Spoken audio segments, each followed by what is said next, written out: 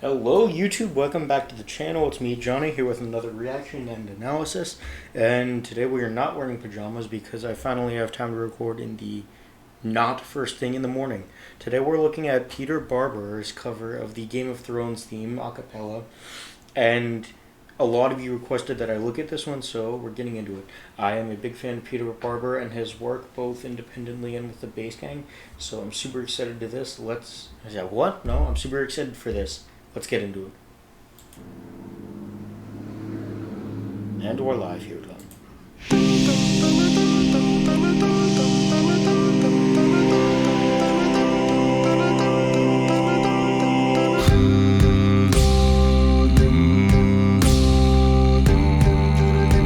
So, pretty short cover here. We start with... Okay, can't use you guys' keys that quickly.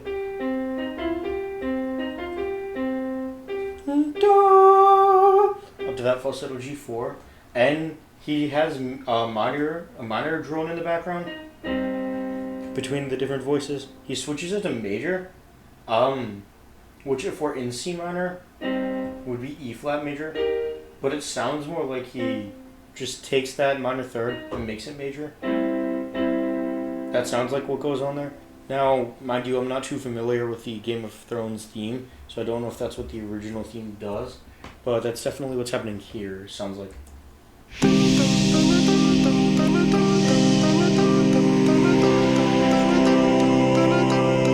Yes, and then the melody that he's singing changes.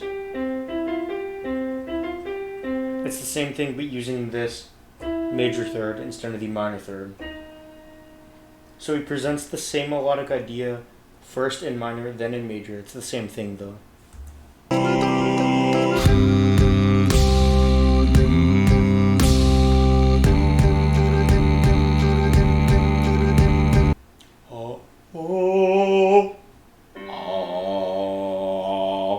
A lot of like glottal distortion on that G there. And in this melody that we have, he has a stronger C than I do. He's a lower voice than I do. It's a really nice light tone on those low C's there, and a nice sustained low D.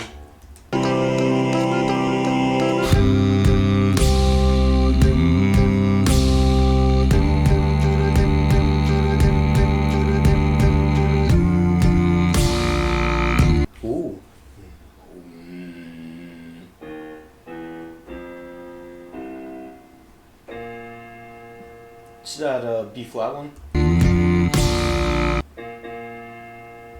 B flat one full voice. Might have some fry mixed in there.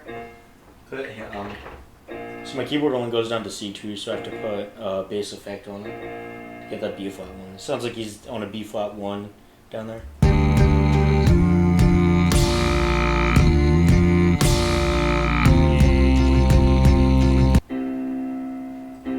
Nice sustained C2. I love the kind of breathy tone that he's using here.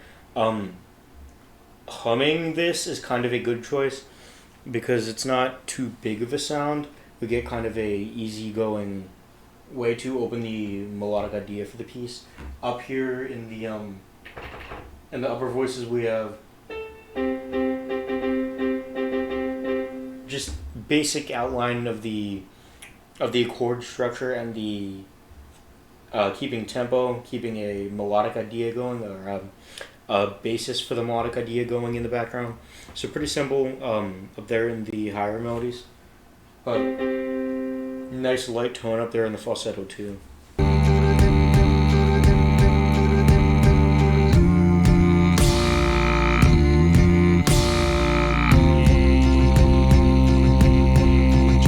I also like the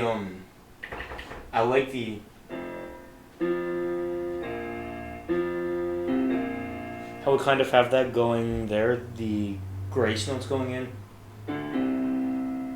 and when he lands on the C, he trips that D. So those little grace notes add a little bit more character to it.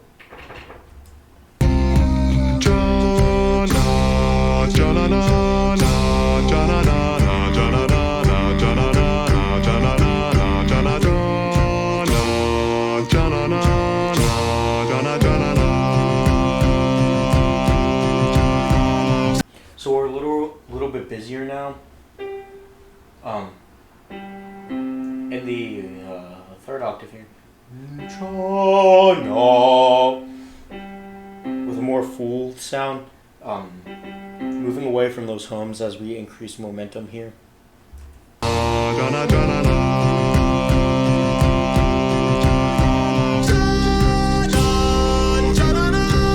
Okay.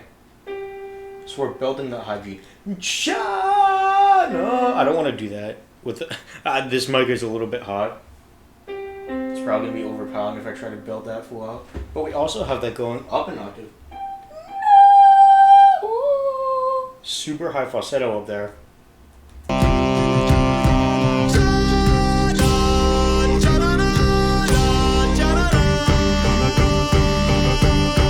And now we have a lot more motion in the backgrounds too. So we have the thing that we had going on before, and we also have the echoing the melody.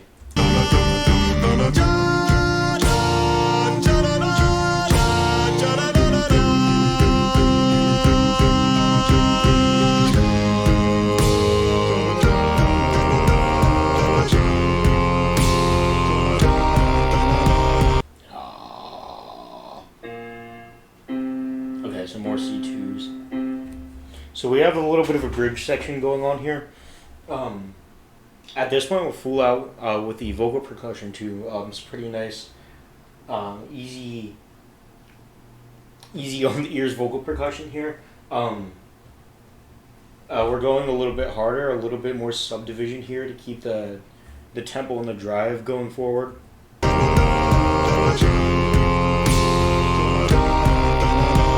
But when we get to the bridge, we kind of hit the subdivisions that we want to impact more to get kind of like a halftime feel, but in this triple meter that we have going on. So normally if we have 4/4, we have a beat going like 1, 2, 3, 4, and we can subdivide that 1 and 2 and 3 and 4 and if we want to do a halftime feel, we do 1. So we would do those hits on 1, 2, 3, 4, 1, 1 and 3. It's a little bit harder to do that in 6/8 because you can go 1, 2, 3, 4, 5, 6, 1, 2, 3, 4, 5, 6. You can do 1, 2, 3, 4, 5, 6, 1, 2, 3, 4, 5, 6. Or here we have something a little bit more advanced going on. So let me find this. Let me make sure I know what I'm talking about here.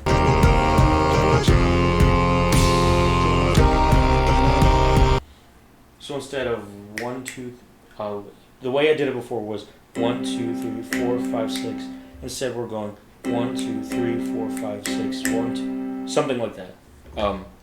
Takes a lot more coordination than I thought I would have to use to explain a musical concept. But yeah, that's kind of the idea of what we're going for here. It's a little bit different of a subdivision that's kept going by the vocal percussion. I'm off my tangent now. Let's go back and listen through this a little bit more.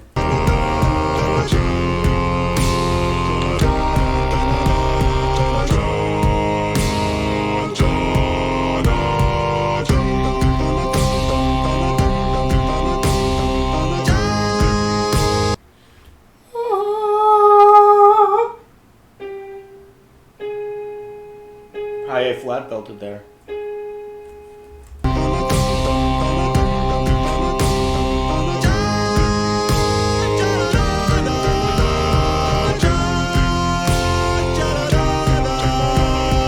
I have a lot of admiration for Peter's higher belting range. I just did a first time reaction to Bones by the Bass Gang, in which he belted that E flat above tenor high C.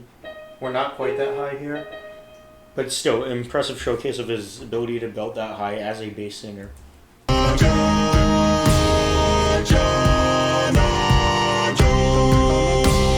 Oh! That's a C6 soprano high C. Oh, I had it for a sec. Okay, I'm done. I'm not going to keep trying that.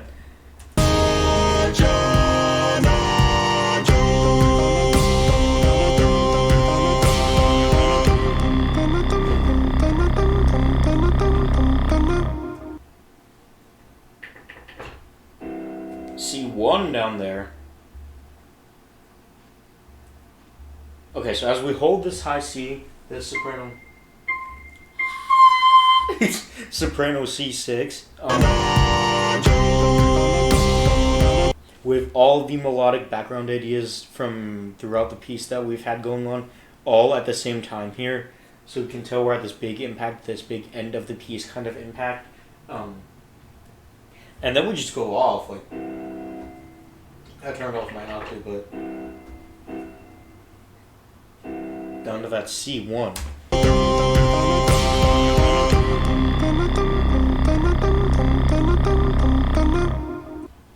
So it looks like there's 3 things happening there. To me, I could be very wrong, and I probably am very wrong. It sounds like he's doing that C1 maybe in 2 techniques, like, or maybe this is the humming one on the left here is a C2, and it's layered with a C1 sub over here on the right or something. Subharmonic or chest fret probably from Peter. And then this middle voice is just doing. As we wind down, going back to the opening idea that we've been hearing kind of motivically throughout the piece. Motivically meaning as a recurring musical theme that indicates something else happening, like plot-wise. Now again, I haven't watched much Game of Thrones, so I wouldn't know anything about musical motifs present in the show. But that's kind of what I gather. That being some kind of motivical line. But yeah, this is a pretty short cover. Not going to be a very long reaction video, but very impressive work from Peter. Nice screenshot here. Yeah, a lot of you wanted me to react to this. I am not regretful that I did. Very impressive cover from Peter, showcasing full range.